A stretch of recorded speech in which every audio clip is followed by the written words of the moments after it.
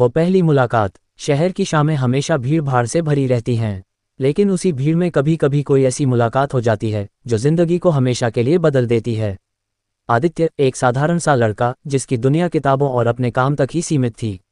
वह एक प्रकाशन गृह में काम करता था जहां उसका दिन पन्नों और शब्दों के बीच ही गुजरता। उसकी जिंदगी बड़ी सादी थी, ऑफिस, घर और कभी कभी पुराने दोस्तों से मुलाकात। लेकिन उस दिन सब बदल गया। मुलाकात। कॉफ़ी हाउस की खिड़की के पास वाली टेबल पर बैठकर आदित्य अपने लैपटॉप में टाइप कर रहा था। अचानक उसने नज़रें उठाईं और देखा वहां एक लड़की खड़ी थी। हल्की गुलाबी ड्रेस, खुले लंबे बाल और चेहरे पर मासूमियत का साया। वह अपनी कॉफ़ी लेने आई थी, मगर उसकी मुस्कान ने पूरे कमरे का माहौल बदल दिया। आदित्य ने कभी पहली नज़र में किसी पर ध्यान नहीं दिया था, लेकिन उस दिन उसे ऐसा लगा जैसे किसी ने उसकी दुनिया में अचानक रंग भर दिए हों। लड़की ने सीट ढूंढते हुए उसकी टेबल की तरफ देखा। कॉफ़ी हाउस भरा हुआ था और उसके पास बस आदित्य की टेबल पर एक खाली कुर्सी थी।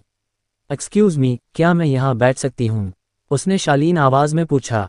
आदित्य थोड़ा घबराया लेकिन मुस्कुराते हुए बोला, हाँ ज़रूर। अनकही बातें। उनके बीच कोई औपचारिक बातचीत नहीं हुई। वह लड़की अपनी किताब में खो गई और आदित्य अपने लैपटॉप में।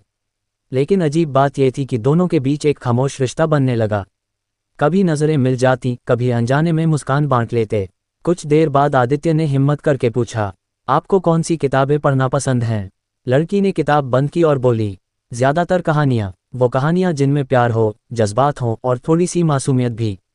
आदित्य चौंक गया। अरे, तो हम तो एक ही किस्म के पाठक निकले। मैं भी कहानियाँ पढ़ता ही नहीं, लिखता भी हूँ। लड़की की आंखों में चमक आ गई। सच? तो कभी मुझे भी पढ़ाए अपनी कहानी।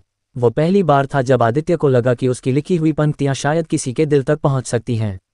नामों का राज। कुछ देर की बातचीत के बाद उसने अपना नाम बताया, काव्या।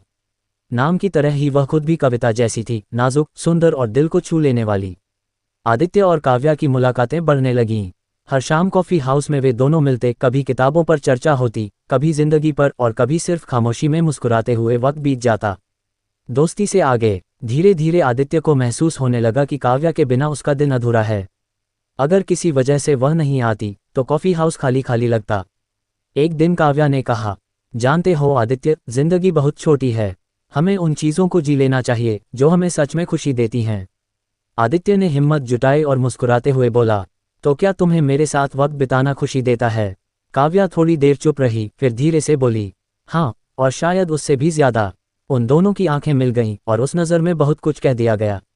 इकरार। बरसात की एक शाम, जब पूरा शहर भीग रहा था, आदित्य और काव्या उसी कॉफ़ी हाउस में बैठे थे।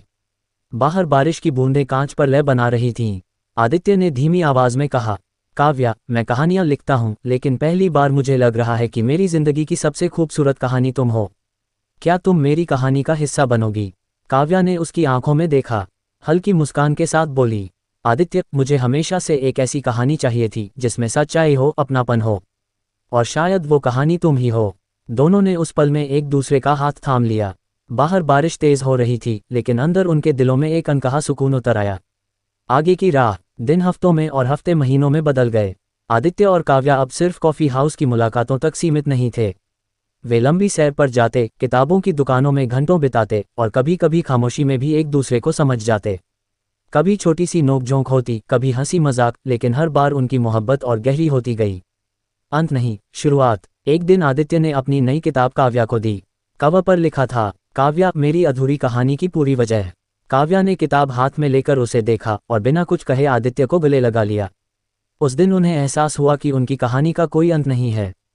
ये तो बस शुरुआत है, एक ऐसी मोहब्बत की शुरुआत जो हर दिन, हर पल और भी गहरी होती जाएगी।